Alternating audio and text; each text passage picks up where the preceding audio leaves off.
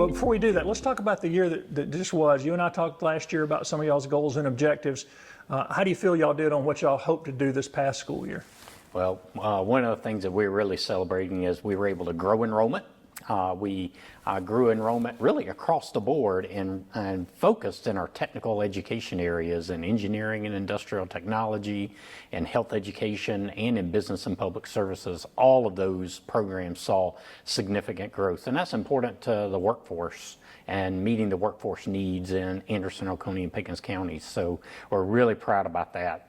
We're also proud that we were able to maintain our status as having the highest student success rate, highest graduation rate, and highest transfer rate in the technical college system. Our performance numbers wrapped up early in the, or late, I should say, in the academic year, and we were able to maintain that status for the across the entire technical college system.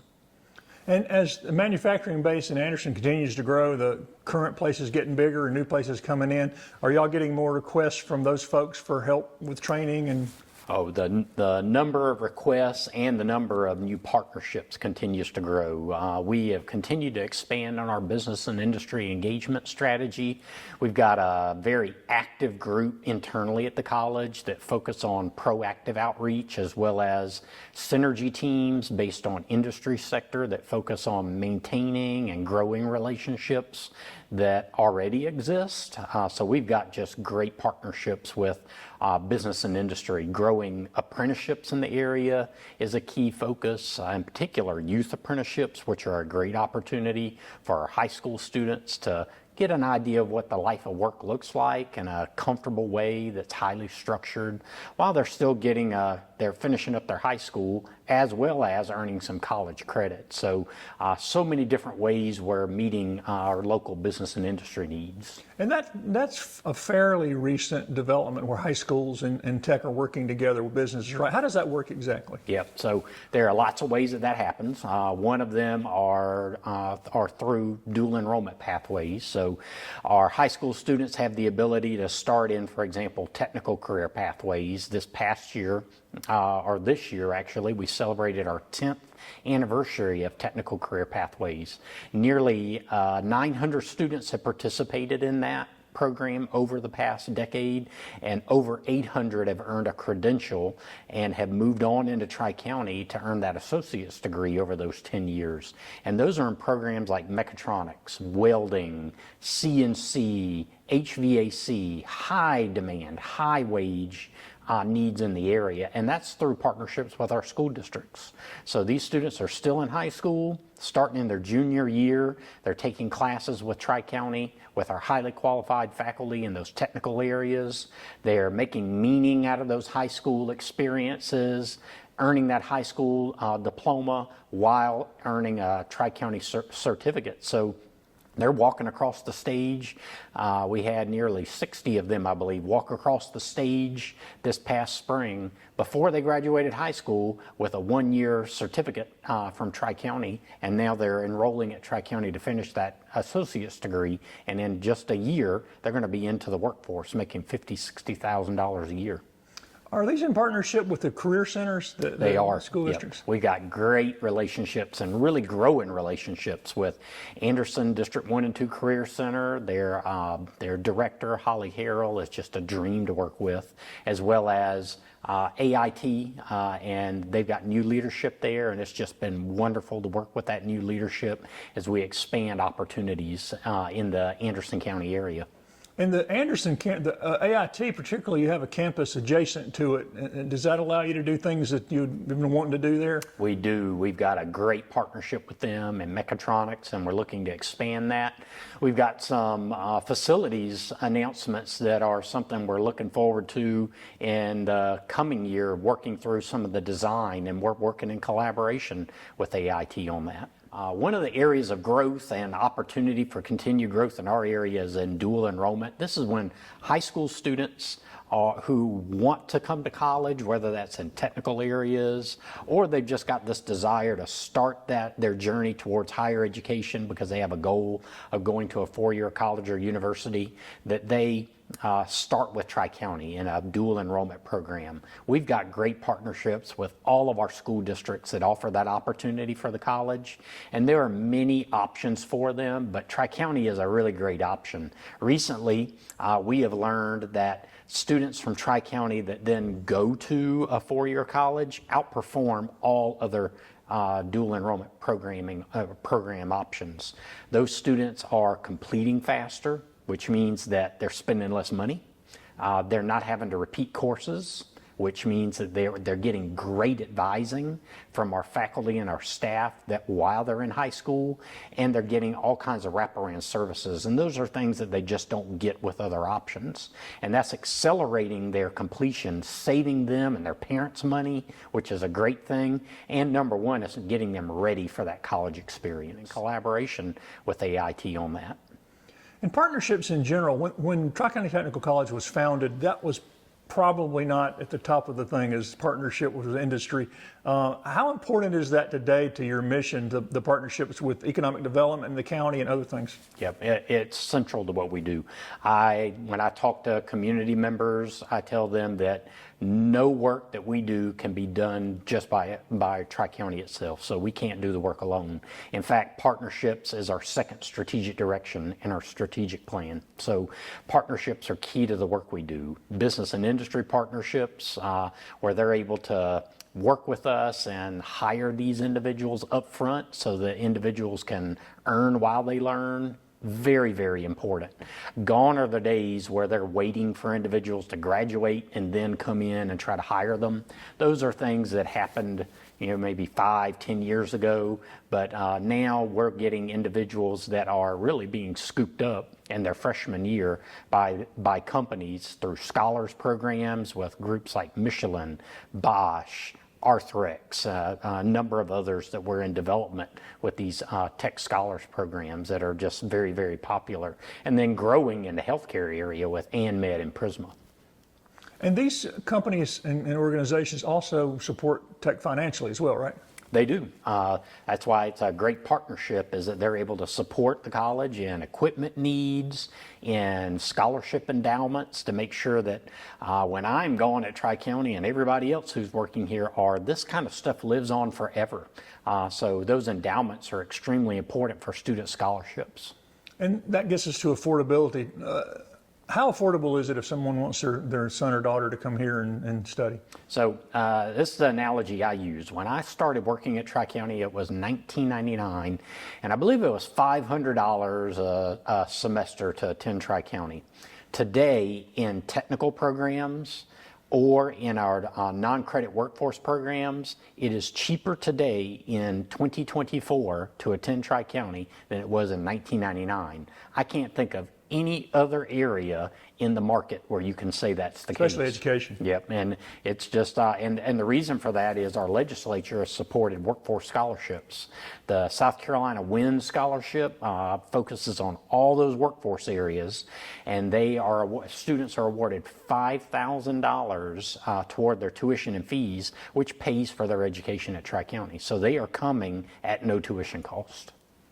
One of the things we talked about last year was your new building, expanding your automotive program. Mm-hmm. How did that work this past year? So we continue on that pathway. We actually have advertised for architectural services for the detailed design of some additions to the Anderson campus. We're going to spend this entire academic year working with our advisory groups. We'll be engaging business and industry. That's what we really did this past academic year, is engage the heavy diesel areas, a lot of individuals who do that work and companies to help us to understand what those needs are and what some of the design elements are. So now we've got architects that are going to be working with us to design out these buildings. We're looking to likely break ground at the Anderson campus within about a year or so. It is a $31 million project, and it will include a full 2-year degree in mechatronics, a heavy diesel, and automotive program expansion. And now we're looking at outboard motor repair. Huge need in an area where we've got Great Lakes and communities that really depend on and enjoy being able to go out on boats, and many of the listeners know it's hard to find boat repair and engine repair. So we're looking at adding that program in talks with Yamaha and a number of others. And it'll include electronic vehicle repair and maintenance, right? Absolutely. EV, we've already added that to our existing program, and only looking to expand that as more and more individuals buy electric vehicles. How many students are you expecting for this coming year? So right now we're tracking about 3 to 4% ahead of last year. So we're expecting up to 6,000 students in our credit programs. Each year we serve about 9,000 students at Tri-County between our credit and our non-credit workforce programming.